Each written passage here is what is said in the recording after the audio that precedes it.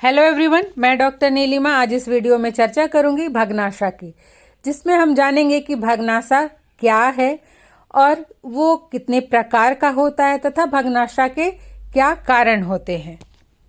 इससे पहले यदि आप बीएड के सिलेबस का हिंदी ट्रांसलेशन चाहते हैं या फिर कोर्स 1, 2, 3 और 5 के सभी टॉपिक्स के वीडियो या फिर नोट्स चाहते हैं तो डिस्क्रिप्शन बॉक्स में लिंक दिया हुआ है, आप वहां जाकर देख सकते हैं।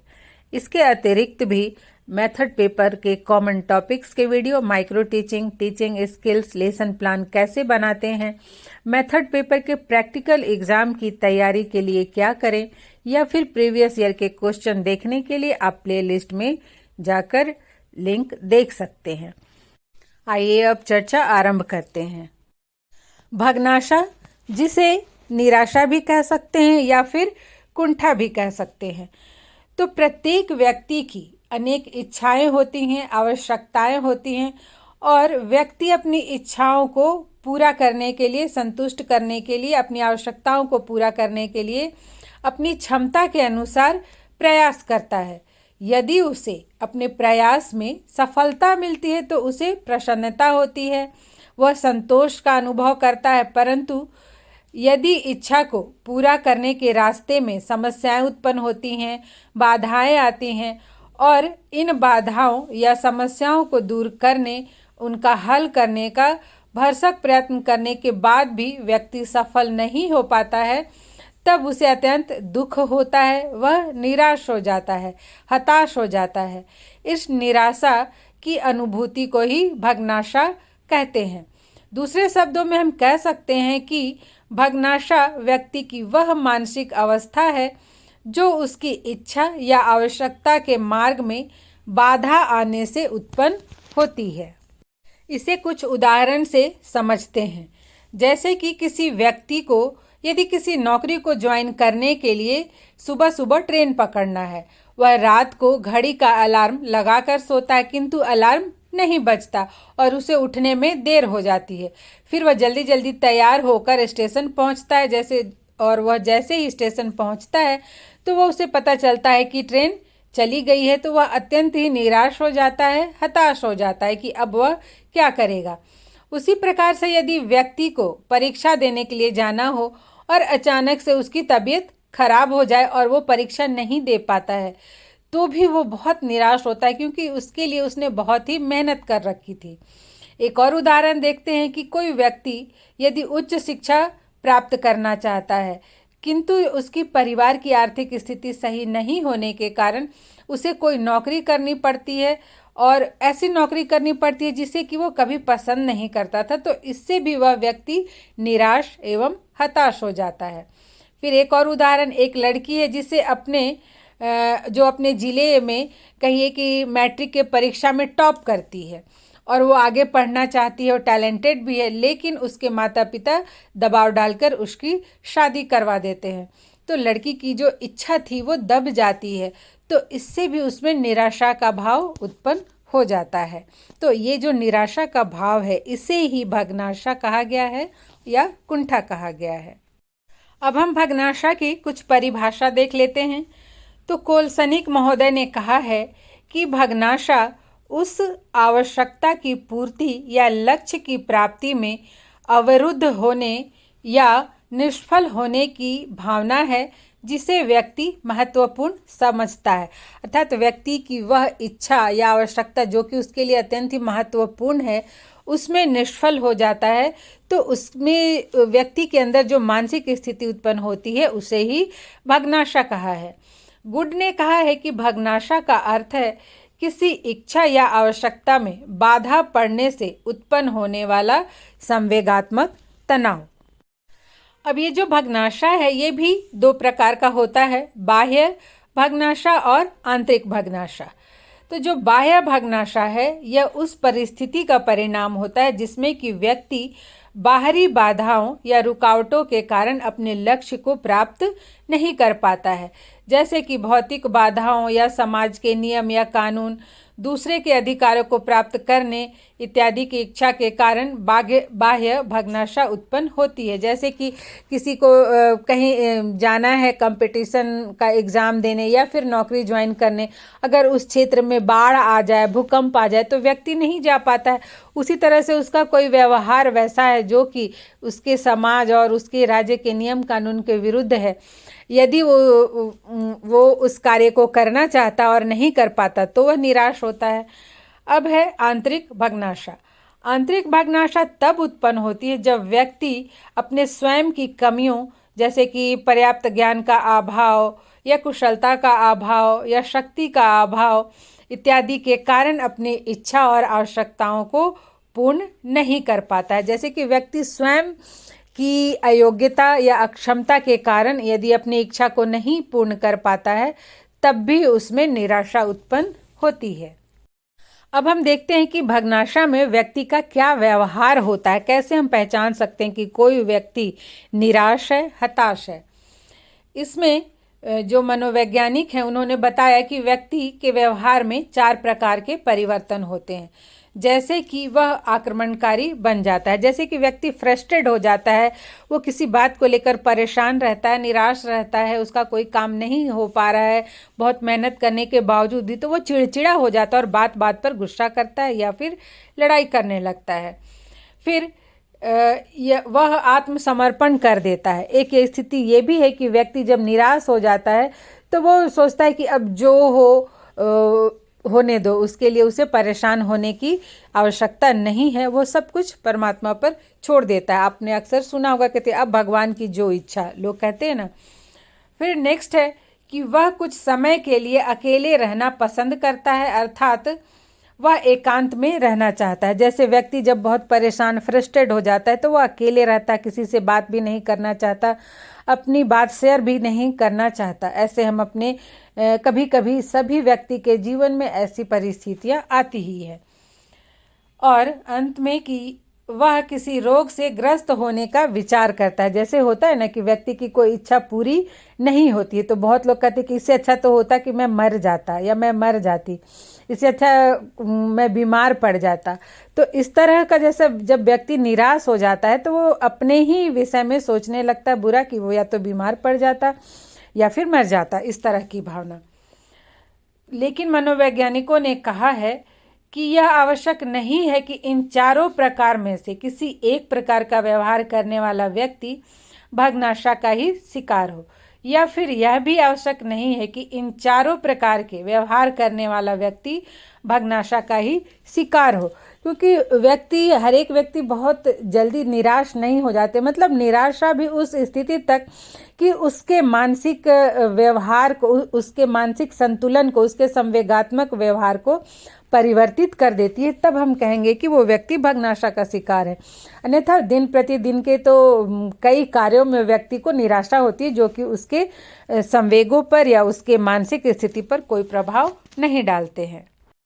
अब हम देखेंगे भग्नाशा के कारण को। सबसे पहले नंबर 1, भौतिक वातावरण। भौतिक वातावरण के अनेक तत्व ऐसे तो व्यक्ति की आवश्यकताओं की पूर्ति में सहायक ही होते हैं, किंतु कभी कभी ऐसा भी होता है कि भौतिक वातावरण के कारण व्यक्ति की इच्छा या आवश्यकता की पूर्ति में बाधा उत्पन्न होती है। जैसे कि बाढ़, अकाल या भूकंप के कारण फसल नष्ट हो जाती है, जिससे व्यक्ति को भोजन मिलने में परेशानी उत्पन्न हो जाती है।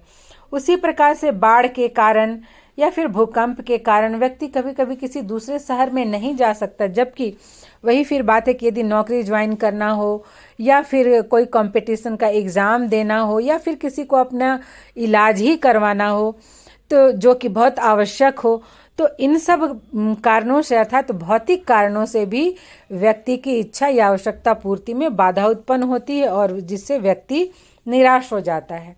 नेक्स्ट है सामाजिक वातावरण। तो सभी जानते हैं कि बालक का जन्म समाज में ही होता है, उसका पालन पोषण समाज में होता है, उसका समस्त जीवन समाज में व्यतीत होता है, उसके समस्त इच्छाओं और आवश्यकताओं की पूर्ति भी समाज में ही होती है। कभी कभी समाज के रीति रिवाज, धर्म, कानून और आदर्श व्यक्ति की इच्छा पूर्ति में बाधा डालते हैं, जिससे उसमें निराशा उत्पन्न होती है। जैसे कि कोई युवक हो या युवती हो जो कि अपनी जाति के या धर्म के बाहर जाकर विवाह करना चाहता है, तो ऐसा करने के लिए उसके परिवार वाले अनुमति नहीं देते, समाज में उसका विरोध होने का डर होता है, तो वो अपनी इच्छा पूरी नहीं कर पाता है और उसमें भग्नाशा उत्पन्न हो जाती है, वह निराश हो जाता है, कुंठित हो जाता है। नेक्स्ट है धर्म एवं संस्कृति। तो समाज में, देश में विभिन्न धर्म, जाति, संस्कृति के लोग रहते हैं, जिनके अपने अपने मूल्य एवं आदर्श होते हैं। उनके आदर्शों में भिन्नता होती है, किंतु जब धर्म और संस्कृति व्यक्ति की इच्छा एवं आवश्यकता की पूर्ति में रुकावट उत्पन्न करती है, तो व्यक्ति भग्नाशा का शिकार हो जाता है। फिर नेक्स्ट है नंबर 4, आर्थिक कठिनाई। व्यक्ति को अपनी इच्छा एवं आवश्यकता को पूर्ण करने के लिए धन की आवश्यकता होती है। चाहे कोई भी कार्य करे, उसमें धन की आवश्यकता होती है, किंतु धन की कमी के कारण यदि व्यक्ति अपने लक्ष्य तक नहीं पहुंच पाते हैं, तो भी भग्नाशा का शिकार हो जाते हैं। जैसे कि वर्तमान में सुख सुविधा के साधनों की इच्छा पूर्ण ना होने के कारण व्यक्ति भग्नाशा का शिकार हो जाता है और कभी कभी वह गलत कार्यों को भी करने लगता है। जैसे कि आजकल हम आए दिन पेपर में पढ़ते हैं कि बच्चे अपने पेरेंट्स से मोबाइल की मांग करते हैं। अगर गार्जियन नहीं दे पाते तो फिर बच्चे निराश हो जाते हैं और कभी कभी तो वो उसे प्राप्त करने के लिए कुछ गलत तरीकों को भी अपनाने लगते हैं, कुछ गलत कार्य भी करने लगते हैं। नेक्स्ट है नंबर 5, विरोधी उद्देश्य। कभी कभी व्यक्ति के उद्देश्य ही ऐसे होते हैं जो एक दूसरे के विरोध में होते हैं। जैसे कि एक व्यक्ति अपनी पत्नी और अपनी सहकर्मी दोनों के साथ जीवन व्यतीत करना चाहता है, किंतु सुखी जीवन के लिए उसे इन दोनों में से किसी एक का चुनाव तो करना ही होगा।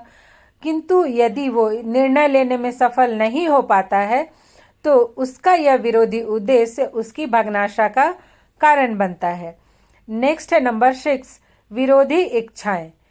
कभी कभी व्यक्ति की इच्छाएं ही ऐसी होती हैं जो एक दूसरे के विरोध में होती हैं, और जब व्यक्ति के 2 विरोधी इच्छा में से किसी एक ही इच्छा की पूर्ति होती है, तब वह उसमें भग्नाशा उत्पन्न हो जाती है। जैसे कि पति पत्नी दोनों ही नौकरी में हैं और उनका कहीं ट्रांसफ़र हो जाता है, और जिससे कि दोनों को अलग अलग शहरों में रहना पड़ता है, लेकिन दोनों एक साथ भी रहना चाहते हैं।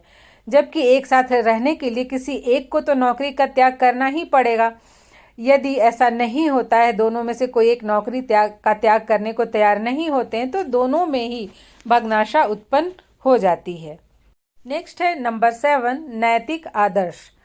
कुछ व्यक्ति नैतिक आदर्शों के कारण अपनी इच्छा की पूर्ति नहीं कर पाते हैं। जैसे कि एक बालक है, वह परीक्षा देने जाता है और परीक्षा में प्रश्न पत्र में कुछ प्रश्न कठिन आ जाते हैं और वो उसका उत्तर नहीं जानता, लेकिन वह चोरी नहीं कर सकता। ये उसके आदर्श के खिलाफ है, उसे ये अनैतिक समझता है, जिसके कारण वह नकल नहीं कर पाता और उसे कम मार्क्स आता है और वह निराश हो जाता है। इसी तरह से और भी कई प्रतिदिन के जीवन में कई ऐसे उदाहरण हैं। जैसे कि कुछ लोग होते हैं कि अपने कार्य को बनाने के लिए किसी भी हद तक गिर सकते, वो कुछ भी गलत करने में नहीं हिचकते हैं, जबकि कुछ लोग चाहे काम हो या ना हो, वो गलत कार्य नहीं करते हैं। तो ऐसे में जब आदर्शों के कारण यदि इच्छा की पूर्ति नहीं हो पाती, तो भी व्यक्ति निराश हो जाता है। और last but not the least, अन्य व्यक्ति। और अंत में अन्य व्यक्ति नंबर 8। कभी कभी दूसरे लोगों के कारण भी व्यक्ति की किसी इच्छा या आवश्यकता की पूर्ति नहीं हो पाती है। जैसे कि यदि कोई लड़की है, वो पढ़ना चाहती है, किंतु उसके माता पिता की आर्थिक स्थिति सही नहीं है, वो मजदूरी करके किसी के घर में काम करके पढ़ना चाहती है, पर जो अभिभावक है इसकी अनुमति नहीं देते हैं और वो आगे की पढ़ाई नहीं कर पाती है, तो इससे उसमें घोर निराशा उत्पन्न होती है। फिर किसी किसी फैमिली में यदि भाई बहनों की संख्या अधिक हो, तो वहाँ पर लड़की की यदि आगे पढ़ने की इच्छा भी होती है, तो अभिभावक लड़के को पढ़ाने पर अत्यधिक बल देते हैं, जिससे लड़की आगे की पढ़ाई नहीं कर पाती है। तो इससे भी उसमें निराशा उत्पन्न होती है। इस तरह से अन्य लोगों के कारण भी व्यक्ति अपनी इच्छा एवं आवश्यकताओं की पूर्ति अक्सर नहीं कर पाते हैं, जिससे कि वो भग्नाशा के शिकार हो जाते हैं। इस प्रकार भग्नाशा व्यक्ति की वह मानसिक स्थिति और भावात्मक दशा है जो अनेक रुकावटों तथा परस्पर विरोधी विकल्पों का सामना करने पर उत्पन्न होती हैं। इसके कई कारण होते हैं। भग्नाशा का व्यक्ति के व्यक्तित्व पर तथा उसके जीवन पर बुरा प्रभाव पड़ता है। वह उसके विकास में बाधाएं उत्पन्न करता है। उसकी मानसिक एवं भावात्मक दशा अस्थिर हो जाती है। कभी कभी मानसिक असंतुलन के कारण व्यक्ति का मानसिक स्वास्थ्य खराब होने लगता है। अतः भग्नाशा के कारणों को खोजकर उन्हें दूर करने के उपाय किए जा सकते हैं, जिससे व्यक्ति मानसिक रूप से स्वस्थ बन सके। ऐसे व्यक्तियों की पहचान करके उन्हें उचित परामर्श देना चाहिए, उनका मार्गदर्शन करना चाहिए।